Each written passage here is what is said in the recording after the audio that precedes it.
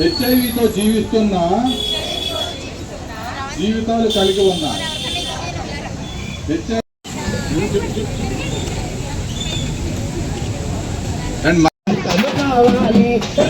తరానికి మీరే మార్గదర్శకులు.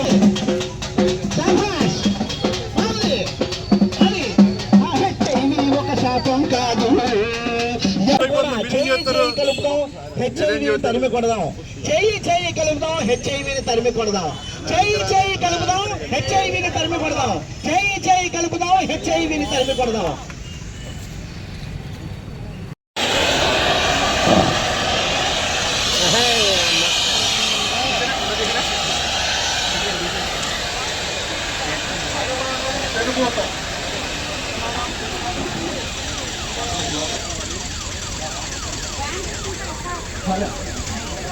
అనుమానం తెలుపేద్దాం. అరికడదాం హెచ్ఐవిని అరికడదాం.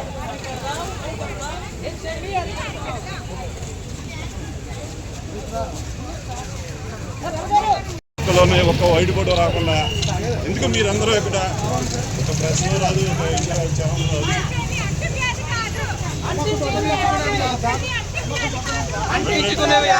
అందులోకి వెళ్ళండి.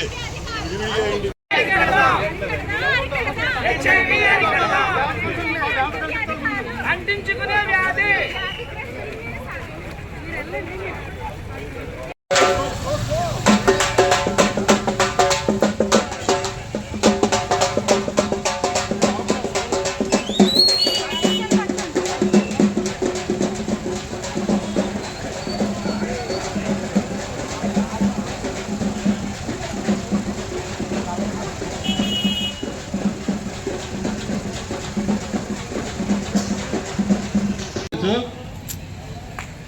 హెచ్ఐవి గురించి తెలుసుకోండి,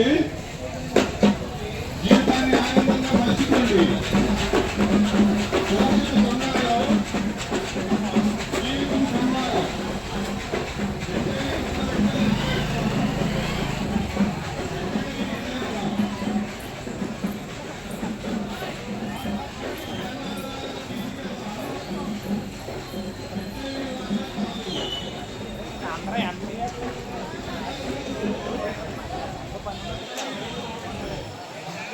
సంకల్పం ముందు హెచ్ఐవి ఓడిపోతుంది. నేను సంకల్పించుకున్నాను హెచ్ఐవిని ఓడిస్తానని. హెచ్ఐవి రాగానే అంతా అయిపోయింది అనుకోవడం కాదు, దానికి చక్కటి మందులు ఉన్నాయి. క్రమం తప్పకుండా వాడినట్టయితే సొసైటీలో అందరికీ సమానంగా ఉండవచ్చు.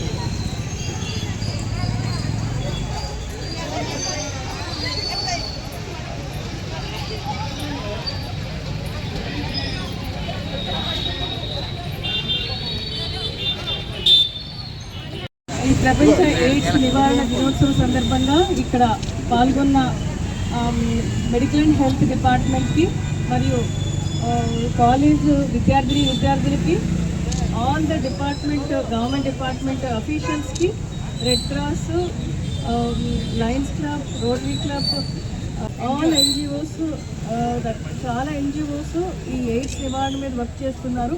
వాళ్ళందరికీ కూడా నా యొక్క నమస్కారాలు.